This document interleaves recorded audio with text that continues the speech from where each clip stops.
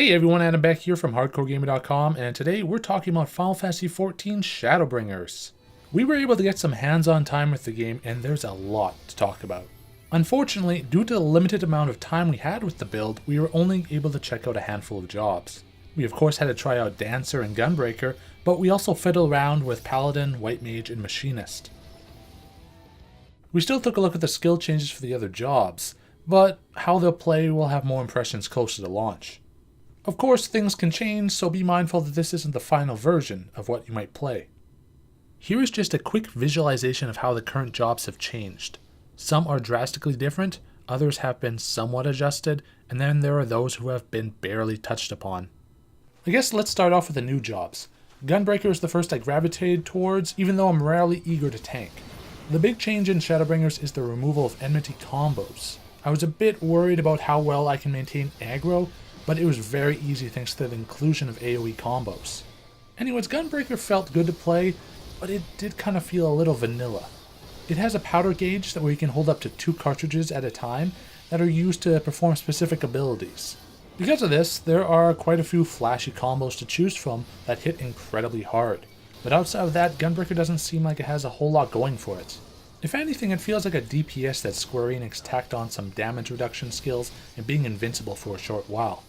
Mind you, I still had a lot of fun playing the job, but it just didn't feel like anything remarkable. With that said, if you want a job that's a little more unique, Dancer might be for you. The whole gimmick is that, well, you dance to a set rhythm to do AoE damage and buff your teammates. As you might suspect, it's a very heavy support class, not only enhancing teammates, but going as far as to having healing and damage reduction abilities. Outside of that though, this is very much a long-range job, with a handful of combos and skills locked behind random effects. With Bard getting slightly nerfed, Dancer might be a necessity in party composition. But in the end, I enjoyed my time with the job as it's not only flashy, but incredibly useful. Now let's get on to some of the older jobs. I personally main White Mage because, well, I'm a lazy SOB, but there doesn't seem to be a whole lot different from what we've come to expect. The main attraction of White Mage is that there are additional instant healing spells like Tetragrammaton. Other than that though, not a whole lot has changed. Repost has been moved to a roll action, and just like other jobs, there have been shifting of levels that abilities unlock at. The new abilities center around buffing your heals, upgrading Stone and Arrow, and one strong magic attack that ties into your gauge. It feels like a slightly more powerful White Mage, although the new MP cap does seem to put healers at a slight disadvantage, only because the percentage of MP needed to cast heals has been slightly increased, at least in this build. Paladin is next on our list, and there have been quite a few changes to the tank class in general. For starters, a whole bulk of abilities have been removed, such as Savage Blade, Flash, Shield Swipe, Sword Oath, Tempered Will, and Bulwark. They've also shifted around a lot of the skill level requirements, such as Total Eclipse at level 6 instead of 46, and Iron Will, the new Shield Oath, popping at level 10 instead of 30, just to name a few. Paladin only has one new ability, Prominence, which acts as an AoE combo for Total Eclipse.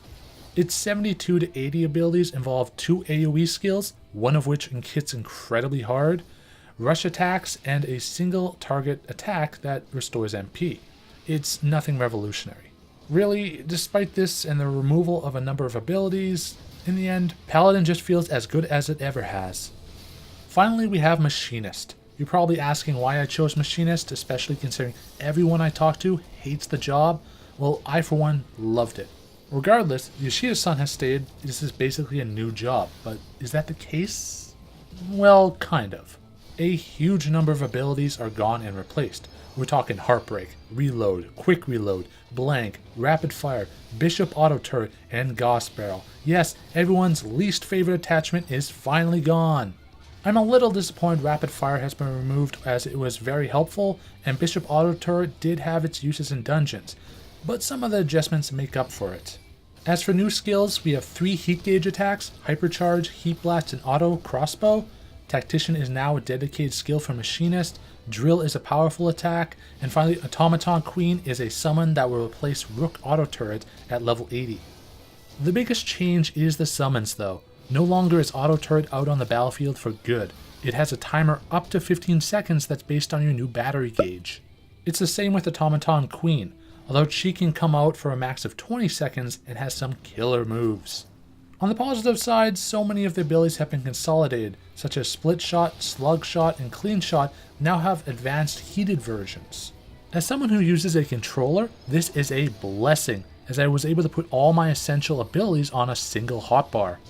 I really enjoyed Machinist before, but these changes elevated to a more accessible and fun job to play as. Okay, that's all I got to play, but let's go through some of the major changes in the other classes. Tanks definitely got shifted around the most, so let's start off with Warrior. Butcher's Block, Unchained, and Deliverance have all been removed, with once again an AoE combo attack being added.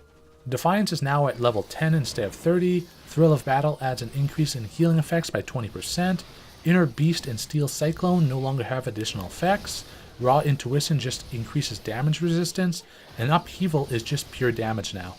The new high-level skills grant HP recovery to yourself and another, and while under this effect, it modifies Fell Cleave and Decimate. Moving on to Dark Knight, this is easily the biggest overhaul of the 3 existing tanks.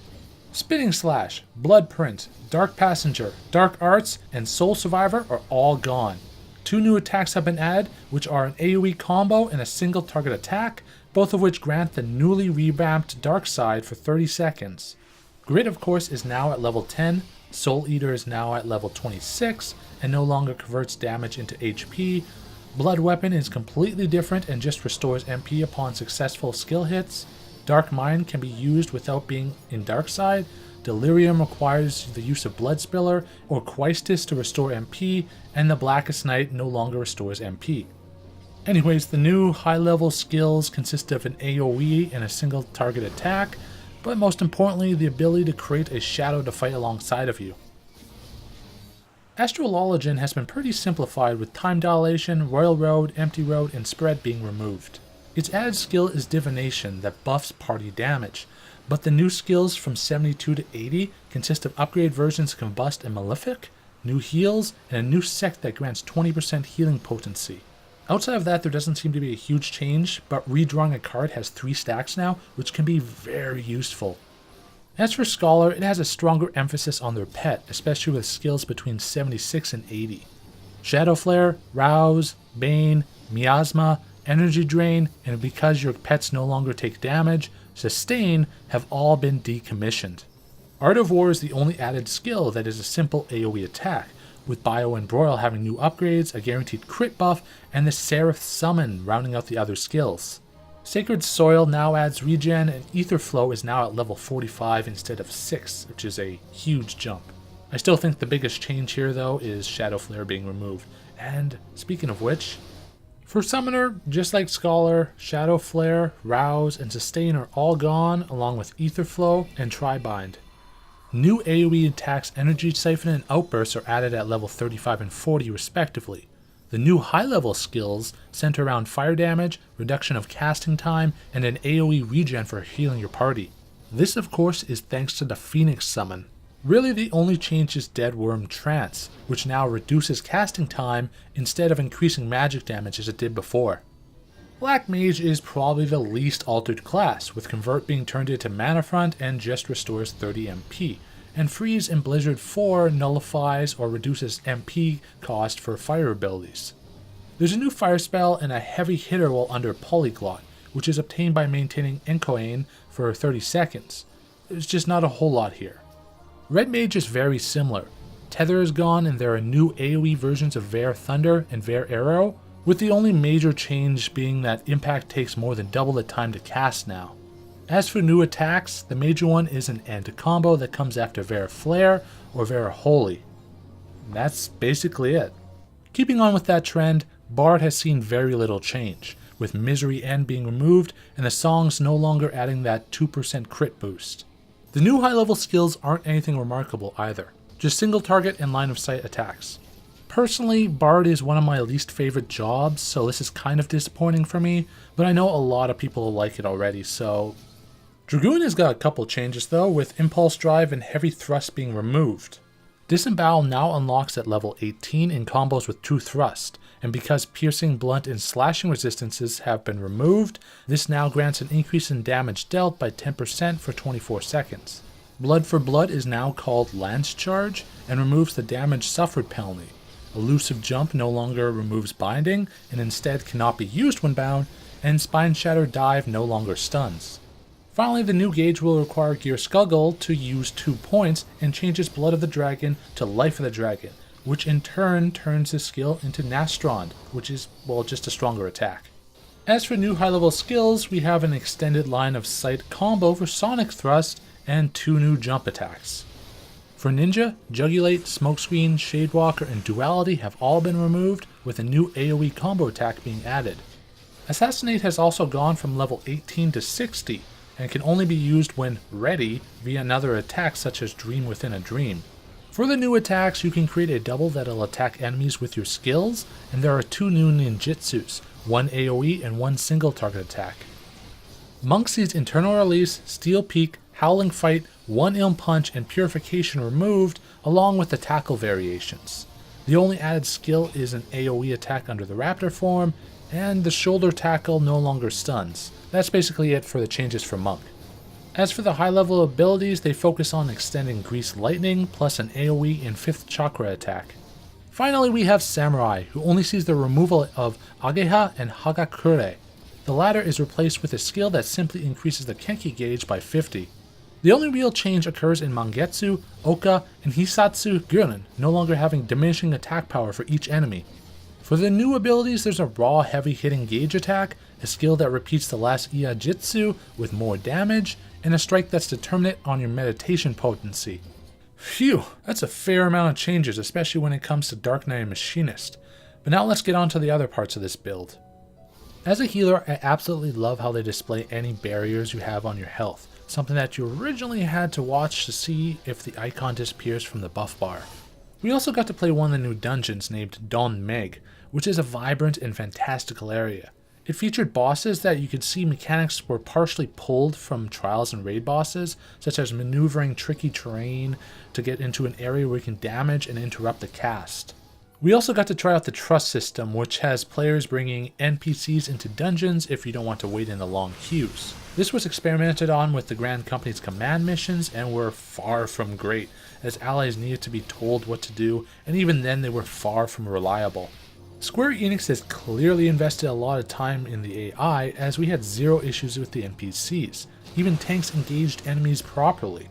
The only questionable aspect would be their use of the limit break. They also know the mechanics of each dungeon, so long as you know them or follow their lead, there shouldn't be any problems. Finally, the first world is absolutely lovely, with bright and vibrant colors in at least the areas we got to see. It's as if Limsa had a lovely baby with the fringes with a splash of lavender in there for good measure. I do hope the Crystarium, the new town, is a little livelier though, as at least in the build we got to play, there wasn't a whole lot going on and there's a lot of open and wasted space. Outside of that though, there's not a whole lot more to say. It feels and plays like Final Fantasy XIV should, with some modifications. We only got a few hours of hands-on time with the expansion, but what we experienced has us hopeful and very excited to see what's to come. Yoshida-san did mention he wanted to get away from the Garlean's mechanical aspect and return to the roots of fantasy, and it certainly shows here. Anyways, Final Fantasy XIV Shadowbringers will be out July 2nd for PC and PlayStation 4. As always, if you like this preview, feel free to hit the like and subscribe button. Otherwise, for everything gaming related, head on over to hardcoregamer.com for your fix. Also, if you have any questions, please don't hesitate to put them in the comment section below.